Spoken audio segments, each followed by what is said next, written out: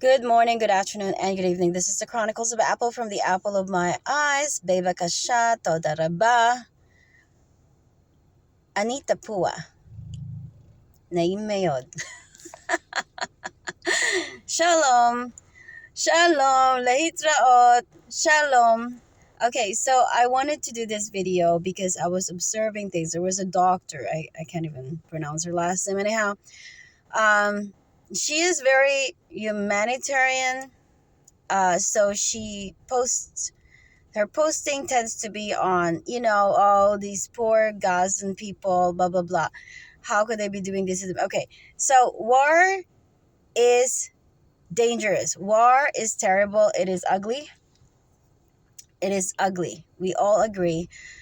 Now, usually, even in a democratic country, they would declare a martial law. And the martial law is declared because when there is chaos, that allows the people to be put in order. So I'm not sure at what point is Israel going to declare a martial law. I'm not saying you should. I'm just saying I can see the purpose of it. So I was looking at these IDF, and so this lady, this doctor, whoever she is posting that these poor kids, they are, of course, these kids are hitting the IDF. I mean, for lack of a better word, I would not want to say the S word, okay? But that is, at the very least, downright silly for anybody, for any child to be going after the IDF. So this is a behavior. That is a behavior, okay? These kids are not being told by their parents that do not do that. You do not do that. You don't touch the military people. You don't touch, just like I do not come close to the police, especially if they have a gun. Even as a civilian here in a democratic country, if let's say I call the police, I come too close to the person that has a gun, they can have a retaliatory tendency because you can't be near their gun. So it seems like they don't teach that in Israel. They're not telling these kids, stay away and do not touch the IDF. They need to say that every morning in Arabic. Okay, they need to literally have like at least a dozen. You have speakers there. Use the speakers every single day, every morning, every noon, every night. You may have to do it 5 times because 5 times in a day you have to make the statement of what people on the street should be doing. Okay, if they were to touch the IDF and stop, they are gonna get tagged.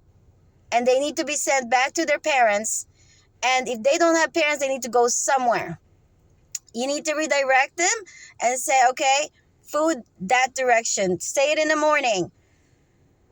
Anybody from the military no one should come close to them in arm's length or so, okay? No, nothing should be thrown. Calm body. Everybody needs to maintain calm body. What I notice is that the Arabs, they respond to authoritarian techniques, harsh. That's what they respond to. Like if they have to find the parent of somebody, let's say in Jordan they picked up a kid, who's an orphan. They don't know what to do with them. They go looking for their parents, look for their last names and stuff. And what they do is like they literally would tell you, you better get your kid or we're gonna kill you. This is how they talk to them.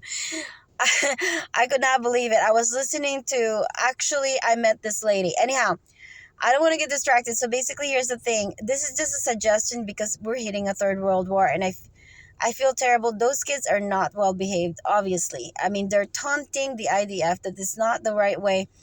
And you'd have to be the parent for them. You need to tell them what to do. You need to tell the parents, grab a hold of your children and make sure you tell them every single day. They are not to come too close to the IDF. They're doing their job. Leave them alone.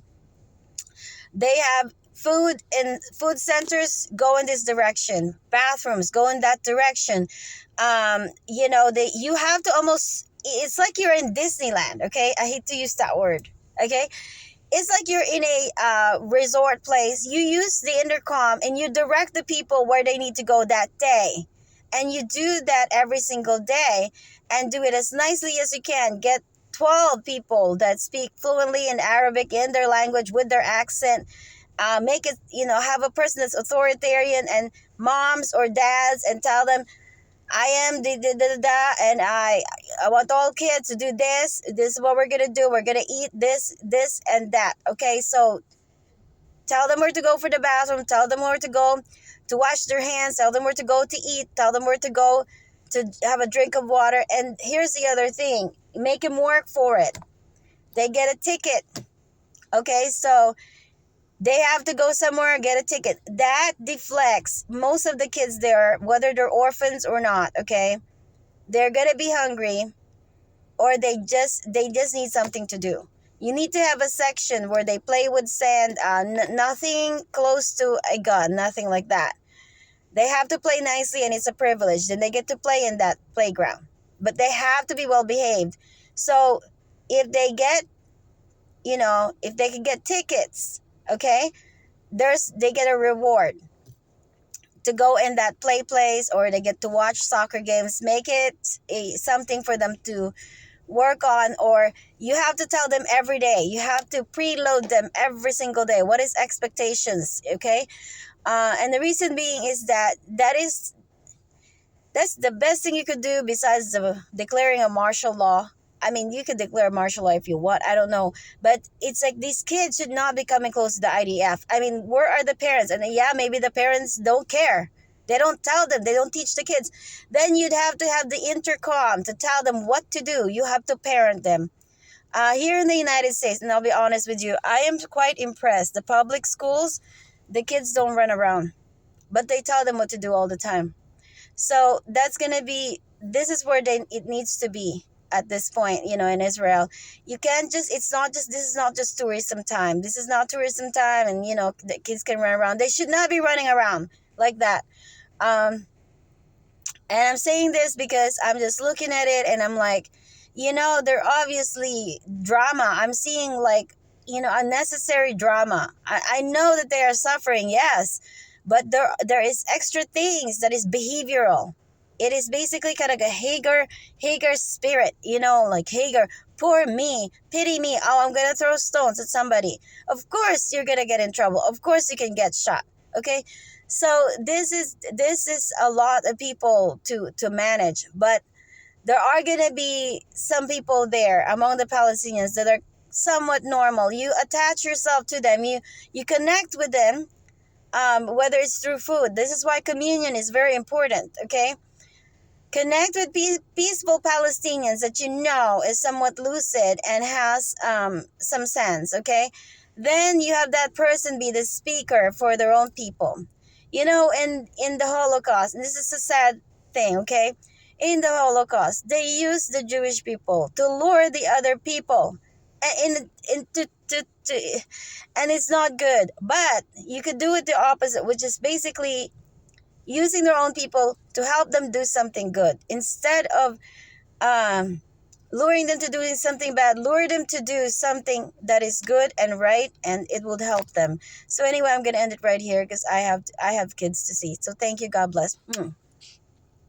Lehitraot. Shalom.